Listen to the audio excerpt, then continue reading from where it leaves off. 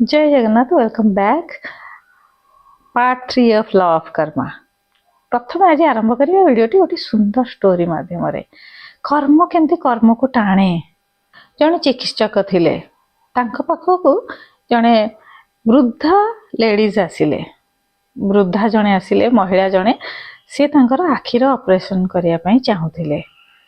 तो पाखरे पैसा नथिला, चिकित्सक जनक डॉक्टर जनक तांको कहिले ठीक अछि मु मुक्ति तुमार आखिर ऑपरेशन करदेवी, किंतु तुम्हें सब बेले मो पाखरे किछि काम करिवो, तुमे सब बेले मो पाखरे रहिबो, सेवा शुश्रूषा करिवो। वृद्ध महिला जनक राजी हो गले। तापरे भल भाबरे तांकर ऑपरेशन हे गला, चक्षु मध्ये ठीक हे गला। डॉक्टर जानिछन्ती चक्षु ठीक हैला, किंतु से तो पचारिले केमती अछि चक्षु, वृद्ध महिला जनक नाही करदेले। काहे कि मना कले से डर रे आजीवन मते सेवा करिया पड़िबो, से डर से कहले ना मोर चक्षु ठीक होय नाही। तो डॉक्टर को से समय रे बहुत ही राग आसिला। से कौन कले, से कहले ठीक अछि मो सहित ए सबु धक्काबाज तो चलिबो नाही, मु मध्ये ठीक कर देबी।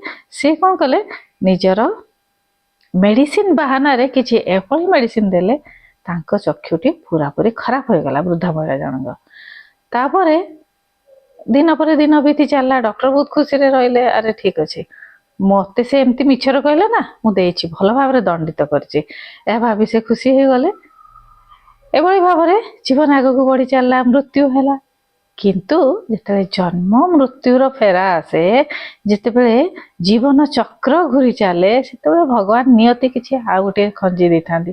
काहे कि ना कर्मर सिद्धांत लॉ ऑफ कर्मा कोन हैला ना, से डॉक्टर जनक बारंबार जन्म नेले, बारंबार चक्षुहीन भावरे जन्म नेले।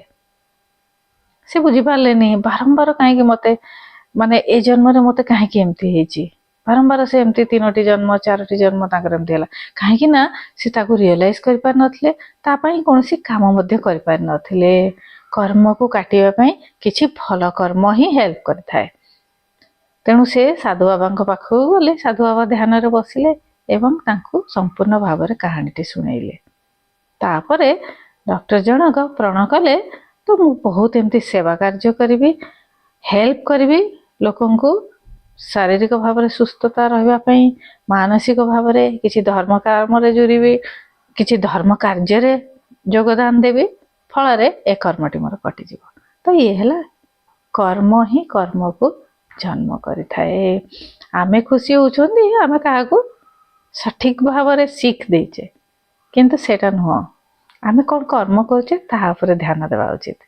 गोटे छोटिया स्टोरी किंतु बहुत बड़ सिद्धांत ता भीतर छुपी रहिछि। आमे कोन करिबा कोन न करिबा, को स्थान रे करिबा, को समय रे करिबा। वृद्धा महिला जनक असहाय थिले, तांको प्रति एतिकी घृणा भावरे, एतिकी राग द्वेष रे एभली कार्य करिबा बिल्कुल अनुचित।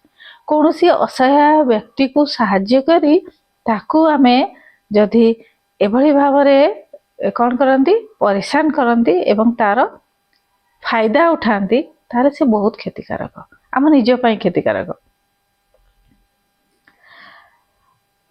एमिति भी वर्तमान जीवन में देखिया पई हेले मनर शांति पई, मन शांति कोठी मिलथाय केवल जेउठी आमे पॉजिटिव रुहंती, जेउठी आमे पॉजिटिव काम करथांती, से ही हमको शांति प्रदान करथाए। केउठी राग द्वेष क्षोभ बदला मन भावरे आमे शांति पाई पार नाही। तो इंस्टांट जोड़ा कहती अभी वर्तमान रे इंस्टांट रे आमे कोन करछे ता इंस्टांट हम मन को शांति दिए। तो ये थिला आजिर वीडियो। मो Sushma Pal, art of living teacher, yoga and meditation teacher, spiritual teacher and Sudarshan Kriya teacher. Channel करे नुआ अछन तो शेयर करिवे एवं अधिकार अधिकार सब्सक्राइब करिवे। निज निजर फ्रेंड्स एंड रिलेटिव्स मान को मोटिवेट करिवे ध्यान करिया पई। ध्यान रो वीडियो गुडी को मते मो अपलोड करछि, देखि नेबे, वीडियो को डाउनलोड कर देबे एवं ध्यान करिया पई बसिबे। चैनल को सब्सक्राइब निहाती भाबरे करिवे, शेयर निहाती भाबरे करिवे। आज वीडियो एतिक रे एंड करछि, पुनी आ गोटे वीडियो नै मु आसी। Stay healthy, stay happy. February 8, 9th, 10th and 11th online yoga meditation pranayama Sudarshan Kriya course हबो। आपण माने लिंक रे व्हाट्सएप नंबर रे जय जगन्नाथ लिखिबे एवं मते मेसेज करिवे फल मु आपण मानको लिंक सेट करी व्हाट्सएप नंबर है 7676593069।